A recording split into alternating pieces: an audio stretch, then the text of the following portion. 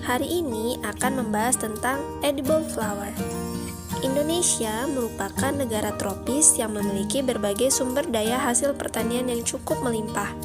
Sebagai negara agraris yang masyarakatnya hampir sebagian besar menjadi petani, tentu ada beberapa inovasi dan perkembangan di dalam dunia pertanian.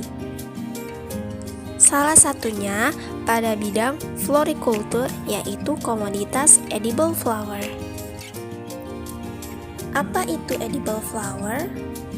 Edible flower adalah kelompok tanaman hias yang bagian tanamannya dapat dikonsumsi, khususnya bagian bunga dan daun. Edible flower ini dapat diolah menjadi macam-macam produk olahan, mulai dari pangan dan non-pangan. Biasanya, kita menemukan edible flower sebagai garnish untuk mempercantik tampilan makanan. Contoh produk pangan pada edible flower yaitu dapat dijadikan manisan gula yang terbuat dari bunga pensi dan viola. Sedangkan pada produk non-pangan, edible flower contohnya dapat dijadikan bermacam-macam aksesoris. Apakah semua bunga dapat dikatakan sebagai edible flower? Tidak semua jenis bunga dapat dikategorikan sebagai edible flower. Hal ini dikarenakan tidak setiap jenis bunga juga dapat dikonsumsi karena terdapat beberapa jenis bunga yang memiliki senyawa zat beracun, sehingga dapat membahayakan tubuh apabila dikonsumsi. Beberapa kriteria tanaman yang dapat dikatakan sebagai edible flower yaitu: pertama, tidak beracun; kedua, tidak mengandung pestisida; dan yang ketiga, sudah ada penelitian ilmiah bahwa bunga tersebut dapat dikonsumsi. Oleh karena itu, ada beberapa pertimbangan dalam pembudidayaan edible flower. Yang pertama, tidak ada zat racun yang terkandung. Kedua, kandungan nilai gizi dalam tanaman. Ketiga, nilai estetika. Empat, palatable. Dan yang kelima, nilai jual. Contoh edible flower yang pertama ada bunga telang. Bunga telang merupakan tanaman yang termasuk anggota suku polong-polongan yang berasal dari Asia tropis. Sejak dahulu, tanaman ini dimanfaatkan sebagai obat tradisional dan pewarna makanan. Contoh olahan bunga telang. Ada yang sebagai makanan, yaitu puding bunga telang, dan ada juga sebagai minuman, contohnya teh bunga telang. Yang kedua, bunga marigold.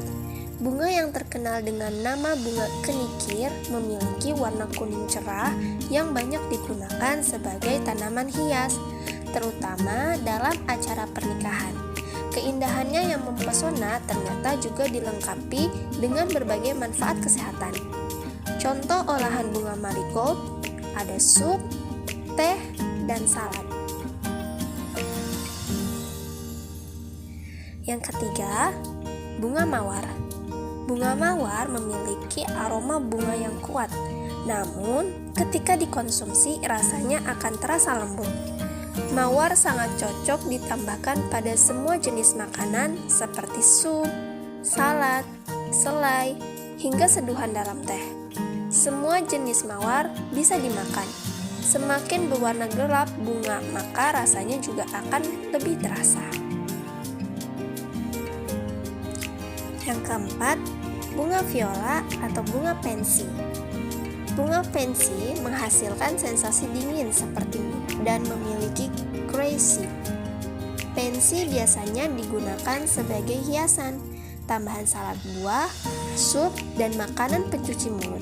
Selain itu, pensi juga sempurna ditambahkan dalam koktail. Yang kelima, ada bunga krisan. Krisan populer dijadikan sebagai bunga potong.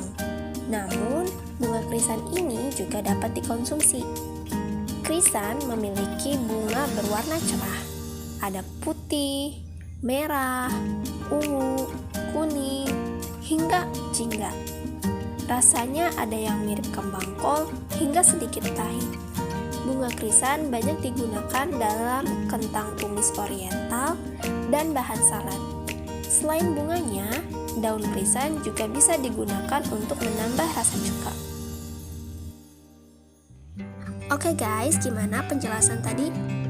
Terima kasih sudah menonton. Semoga informasi yang kami berikan ini bermanfaat dan membantu kalian. Jangan lupa like, comment, and subscribe.